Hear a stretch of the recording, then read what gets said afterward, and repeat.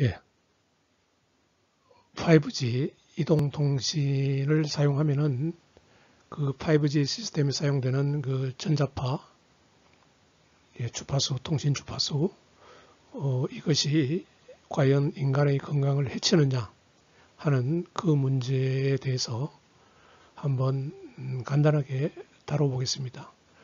여기서 이야기하는 그 내용은 어떤 수학적이나 학술적인 것을 근거로 해서 이야기하는 것이 아니고 일반적으로 그 대학교 3학년이면은 데이터 통신 과목 정도만 이수하면은 알 수 있는 그러한 지식을 가지고 한번 보도록 하겠습니다.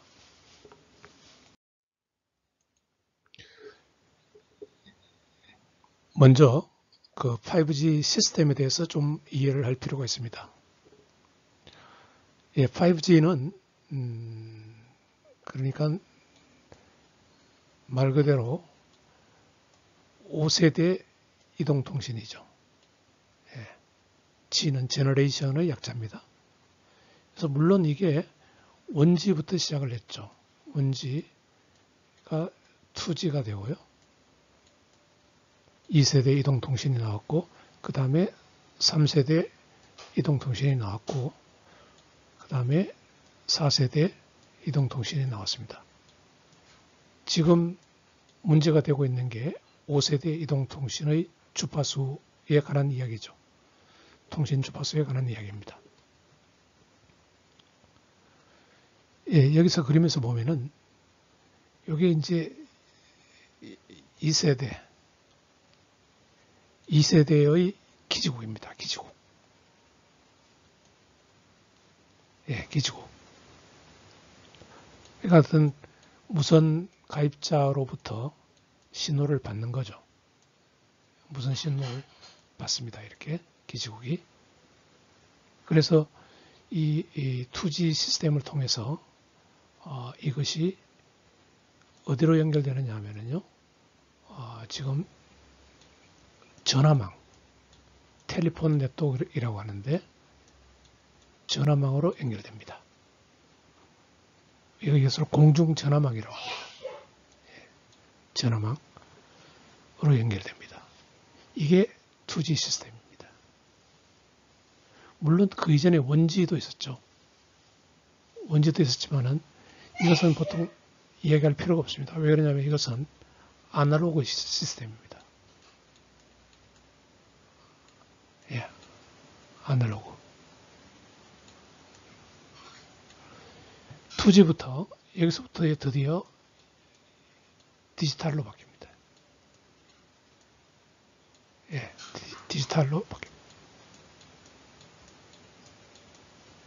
디지털 시스템입니다.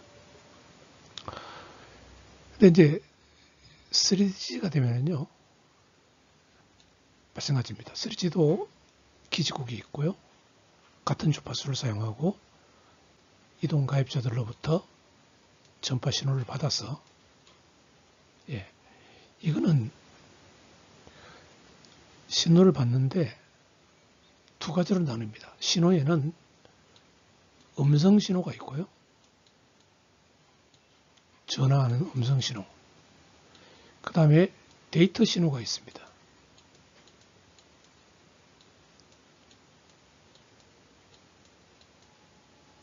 그래서 가입자로부터 받은 음성 신호는 그냥 전화망으로 보내주고요. 이렇게 보내주고 3G 시스템을 통해서 데이터는 어디로 보내냐면은 인터넷으로 보냅니다.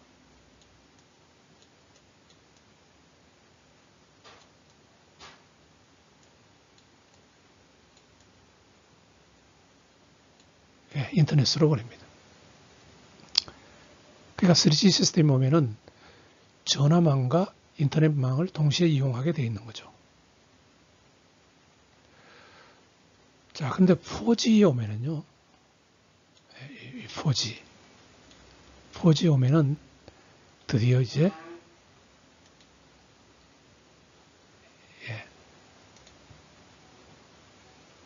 4G 오면은요, 이게 원칙적으로는 100% 인터넷으로 들어가게 되어 있습니다. 음성이건 데이터건 둘 다요.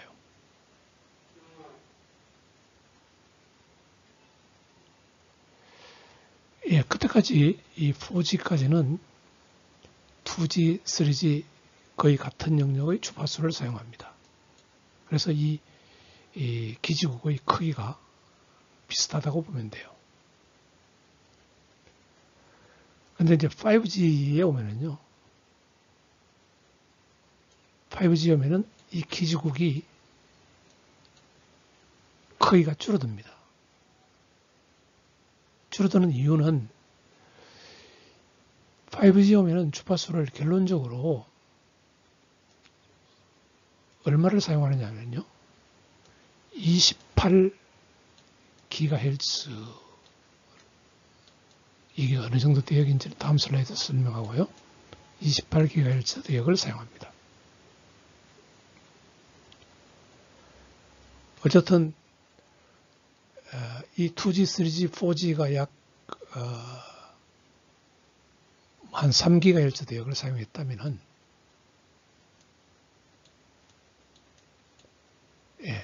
거의 한 10배 정도 되는 주파수를 5G에서 사용하는 거죠.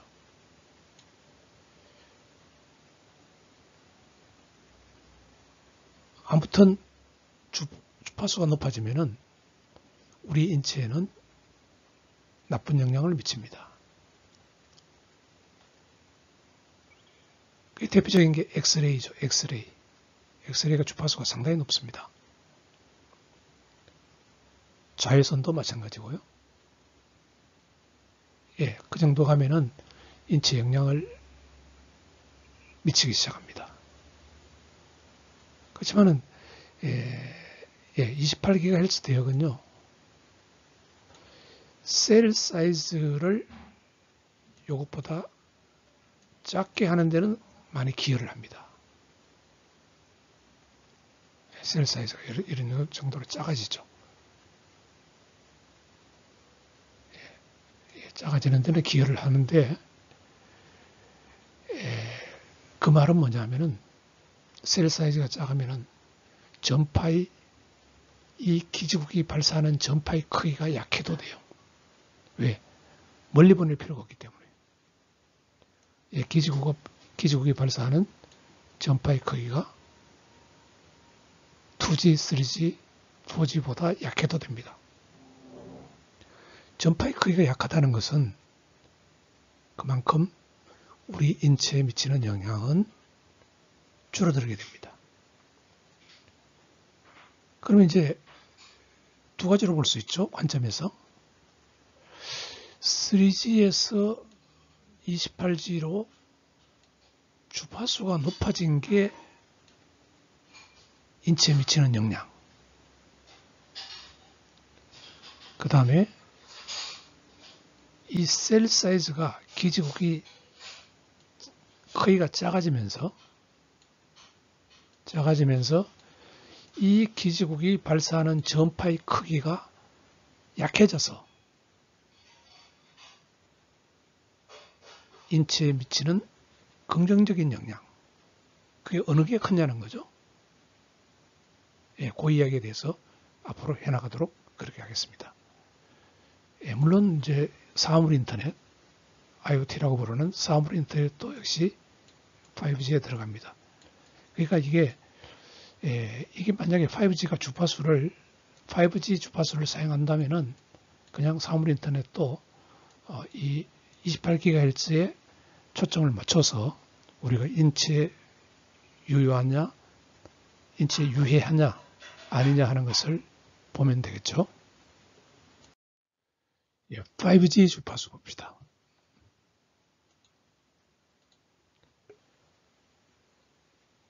정부에서는 이 주파수를 통신사업자에게 경매를 통해서 판매를 합니다. 그래서 얼마 전에 5G 주파수를 LG U+, KT, SK텔레콤에다가 팔았는데요. 이게 약 3조, 이상을 받았습니다. 정부에서. 예, 주파수 장사하는 거죠. 뭐 다른 나라도 마찬가지입니다. 예, 문제는 이 5G 주파수가 예, 그냥 좋기는 이 3.5GHz 대역 이쪽을 사용하면 좋은데 이게 지금 2G, 3G, 4G에서 이게 여유가 없습니다. 3.5GHz 대역은. 그래서 좀 더 높은 28GHz 대역을 5G에 사용하기로 하고 그것을 KT, LGU 플러스, SK텔레콤에다가 판매를 했습니다. 예. 예, 기존의 이 3G, 3.5G 영역에서는요, 이게 쉽습니다. 구현하기가 쉬워서, 그 다음에 상당히 비싼 값으로 팔았죠. 이 영역은. 근데 이쪽은 아무래도 아직까지 개발해야 될 게 많고 하니까, 신규 영역이니까 28GHz 대역은 어쨌든, 예, 신규로, 이렇게 팔았고, 주파수를 팔았고, 그 3.5GHz 대역만큼은 돈을 받지 못했습니다. 정부에서요. 예. 어쨌든 문제는 이제 주파수가 높은 28GHz 대역이 인치에 얼마나 나쁜 영향을 미치느냐 하는 것에 대해서 보도록 하면 되겠습니다. 예. 보통 이동통신에서 사용하는 그 주파수 대역을 우리가 마이크로웨이브 대역이라고 합니다. 마이크로웨이브는 말 그대로 직진성이 있죠. 직진성. 예, 직진성이 있습니다. 예. 그래서 이 데이터를 많이 보낼 수가 있고 직진합니다. 그래서 이쪽으로 이렇게 마이크로웨이브 대역도요. 1GHz부터 한 40GHz까지 마이크로웨이브 대역인데 주파수가 높아질수록 직진성이 있습니다. 직진성이 있지만은 그 다음에 어떤 물체에 부딪히면은 반사가 되어버립니다. 그 다음에 물, 와터, 비, 레인 여기 흡수되는 성질이 있습니다. 예, 그것을 이용한 게 마이크로웨이브 오븐이죠. 흡수되는 성질을요.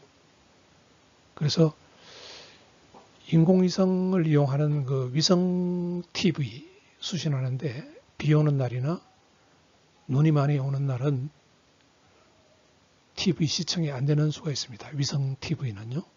그게 왜 그러냐면은 이 마이크로웨이브 전파가 물에 흡수되어 버리기 때문에 그렇습니다. 그러니까 마이크로웨이브 오븐과 원리가 똑같습니다. 예, 물에 흡수된다는 거죠. 예. 그렇지만은 주파수가 높아질수록 대역폭은 더 커집니다. 안테나 사이즈 줄어들고요. 스루풋 데이터를 더 많이 보낼 수가 있게 됩니다.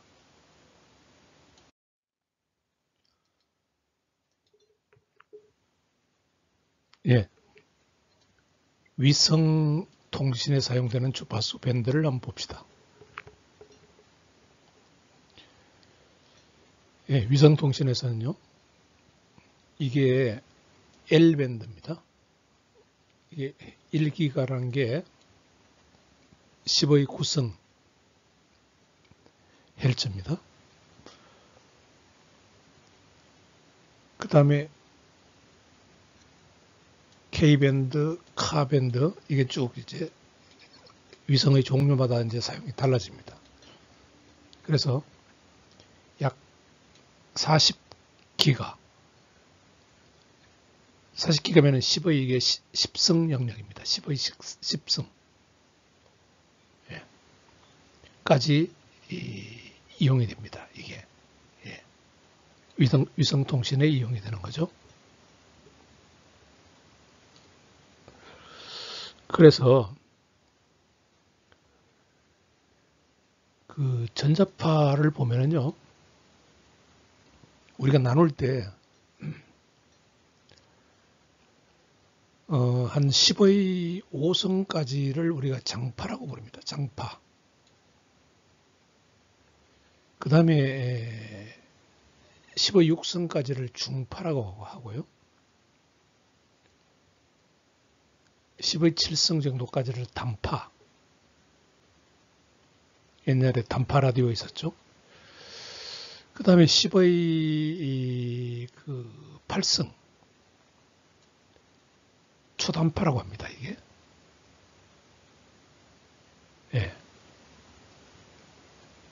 그 다음에 극초단파가 있고요. 그래서 여러분들 뭐 군에서 무전기 같은 거 사용한 분 계실지 모르겠는데 그게 이 영역에 들어갑니다. 이게 초단파, 무전기. 그 다음에 아까 본 이 위성이 이게 10의 9성에서 한 10의 11성까지 이 마이크로웨이브입니다.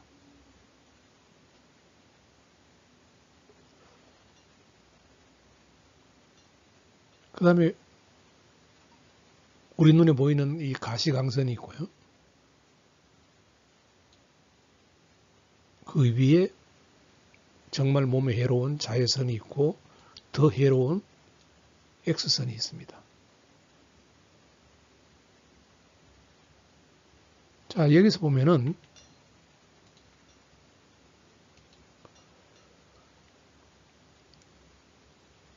지금 이게 28GHz니까요. 5G가 이 부분입니다. 이 부분.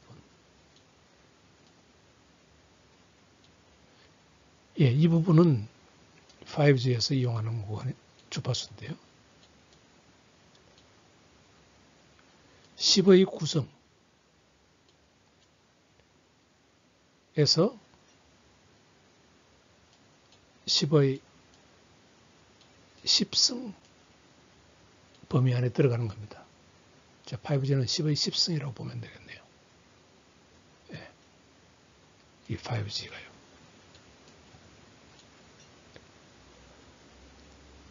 그 다음에 이 이상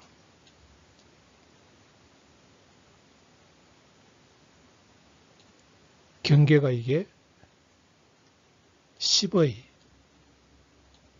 12성입니다. 12성. 그러니까 아마 이쪽은 여기 표현이 안 되어 있는데요. 뭐 한 10의 뭐 14성 정도 된다고 합시다. 그러면은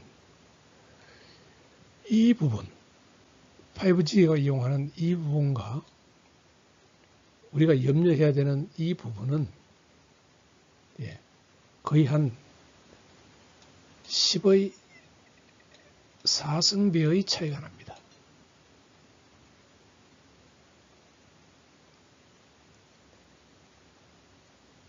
예.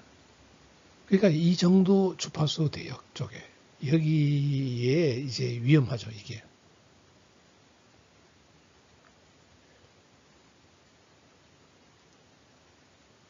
예, 물론 이 부분 28GHz 대역 이 부분이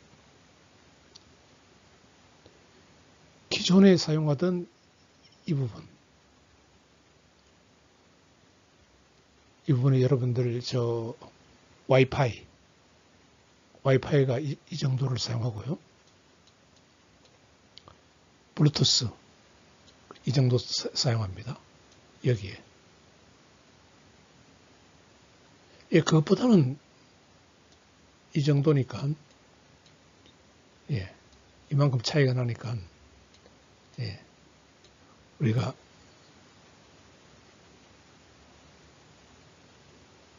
상대적으로 위험하다고 볼 수 있지만은,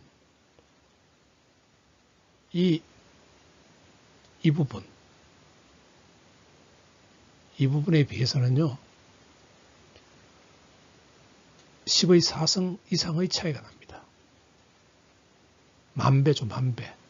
만배 주파수 크기가 차이 납니다. 그러니까 기존의 와이파이, 우리가 액세스 포인트라고 하는데요. 와이파이 그 중계기, 공유기, 거기서 사용하는 주파수 보다가 한 10배 정도 많다고 보면 돼요. 10배. 5G가요. 예. 근데 위험한 영역은요, 그보다 10의 4승배가 더 큰 영역입니다. 네.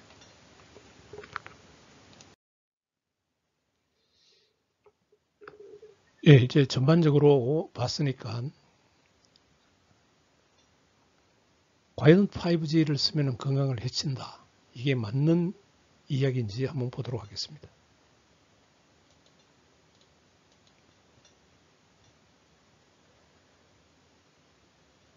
근데요, 스마트폰에서 이게 이제 2G, 3G, 4G 이야기입니다. 4G에서 전자기파가 암 발병을 포함한 건강 문제를 일으킬 수 있다는 걱정은 진작부터 있어 왔습니다.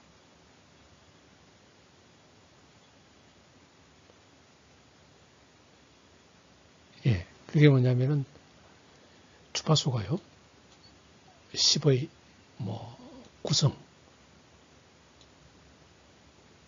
이 정도 영역에서도요, 헬츠 이 정도 영역에서도 염려는 있어 왔습니다.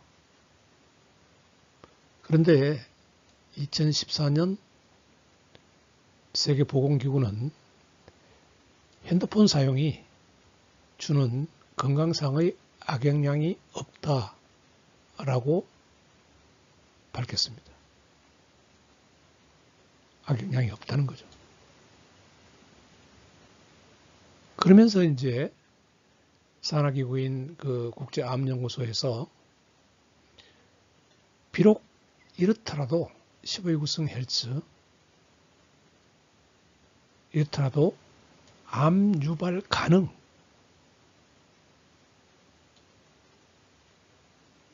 이게 꼭 일어난다는 건 아닙니다. 하여튼 가능성은 있다고 명시를 했는 거죠. 그러면서도 인체에 암을 유발할 수 있을 만한 결정적인 증거는 없다라고 설명했습니다. 예, 이 영역에서요.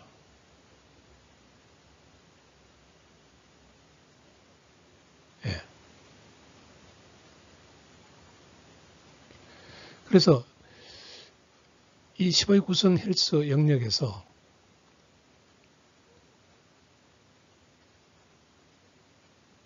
암 유발 가능성은 절인 채소, 활석 분말이 들어간 베이비 파우더, 오히려 술을 마시는 것, 가공육을 섭취하는 것, 이러한 것들이 오히려 이 영역의 전파에 노출되는 것보다 더 위험하다, 이렇게 이야기를 하고 있습니다.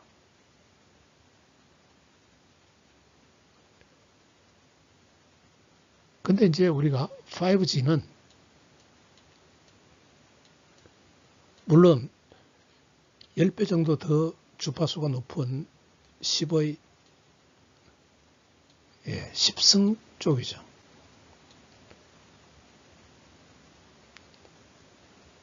근데 문제가 되는 것은 주파수가 아주 높은 10의 14승 정도, 이 정도 영역에서 문제가 된다는 겁니다. 예. 예. 그런데 왜 그러면 자꾸 이런 이야기가 나오느냐? 전자파, 이동통신에 사용하는 전자파가 해롭다는 이야기가 나오느냐? 2018년에 미국 보건복지부에서 보고서를 하나 냈는데, 이 보고서에 따르면은 실험을 했는데, 실험용 지에 대해서 태어나기 전부터 2년간 하루 9시간씩 핸드폰에서 나오는 전자파에 노출시키는 실험을 진행했어요. 그랬더니 오래 노출된 수컷 쥐들의 심장에서 악성 종양이 발견됐다는 겁니다. 반면에 암컷 쥐에게는 증상이 나타나지 않았고요. 오히려 전자파에 노출된 쥐들은 다른 쥐들보다 수명은 더 길었다고 합니다. 그래서 과학자들은 실험에서 쥐에게 전자파를 노출하는 건 일상에서 핸드폰 사용하는 사람들이 전자파에 노출하는 것과 직접 비교하기 어렵다라고 말한다는 겁니다. 예.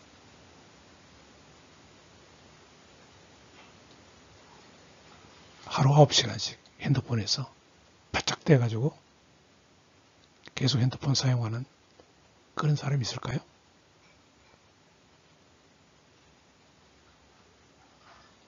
그래서 몇몇 실험에서 전자파가 암 발병률을 높인다는 통계적 가능성은 시사하지만은 사람들에게 전자파 노출을 자제하고 하라고 권고하기에는 지금까지 나온 증거는 충분하지 않다라는 겁니다.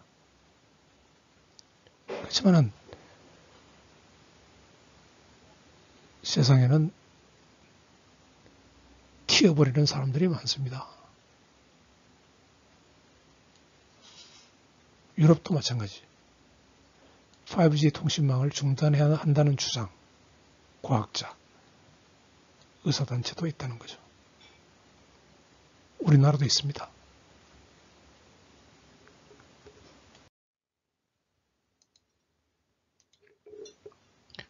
예, 무선 통신은 비전리다. 이 말은 뭐냐면요. 10의 구성 헬스 이 정도 주파수 대역은요. 그 에너지가 전파가 갖는 에너지가 DNA를 분해하고 세포 손상을 일으킬 만한 충분한 에너지가 없다는 겁니다.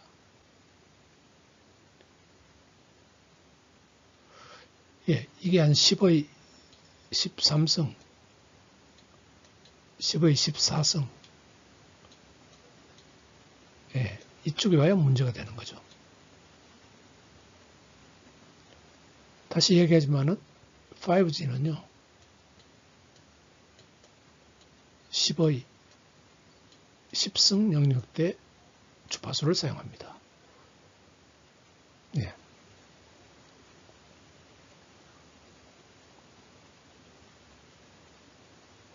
그래서 이 영역대 전자기파는요. 명백하게 인체에 유해하죠. 이 영역대의 주파수가 태양에서 나오는 자외선, 의료용 X선, 감마선,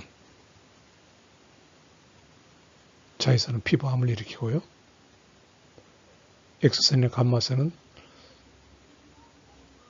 위험하기 때문에 노출량을 엄격하게 제한하고 있습니다. 그래서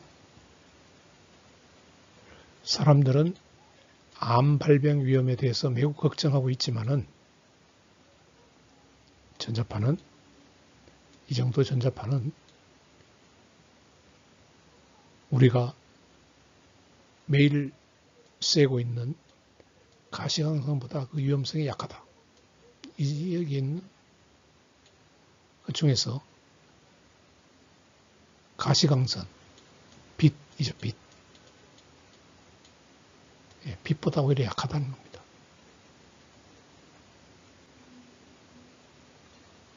그래서 결론적으로 핸드폰이나 무슨 통신이 건강에 문제를 일으킬 것이라는 증거는 없다. 이것이 결론입니다.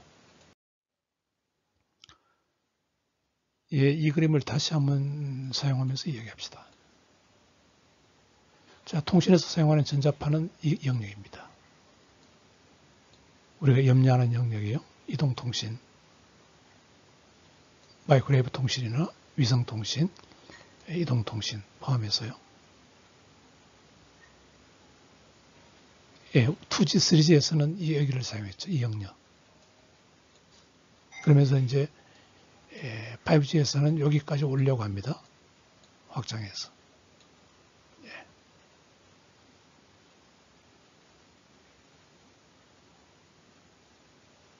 그래서 문제가 되는 곳은 이 영역입니다. 이 영역. 이 영역이죠. 이 영역. 이게 빛이고요. 우리가 쬐는 빛이고요. 예, 이 영역. 예. 최대 30기가 여기하고요. 예.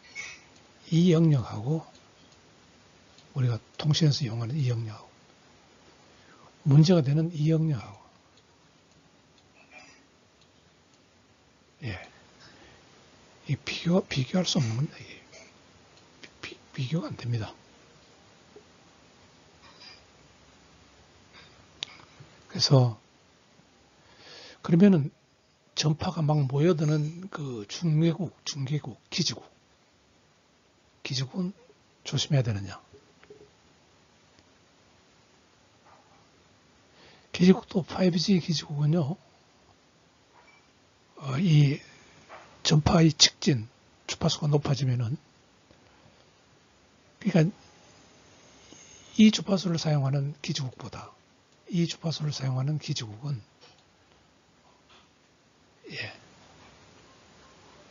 더 기지국 숫자를 늘려서 기지국을 촘촘하게 배치를 해야 됩니다. 왜 그러냐면은 전파가 멀리 가지 못하기 때문에.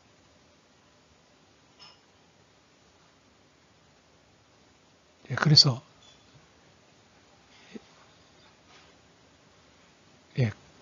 건물에 막혀서 멀리 가지 못하기 때문에 기지국이 더 많이 필요합니다.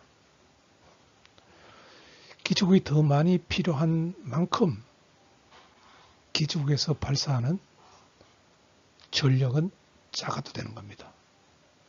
그래서 5G 기지국은 4G 기지국보다 더 적은 전력을 소비합니다. 다시 말하면 5G 기지국에서 방출되는 전자파는 4G보다 더 낮은 전력으로 발사를 하게 됩니다. 그러면 당연히 인체에 미치는 영향이 5G가 4G보다 약할 수밖에 없는 거죠.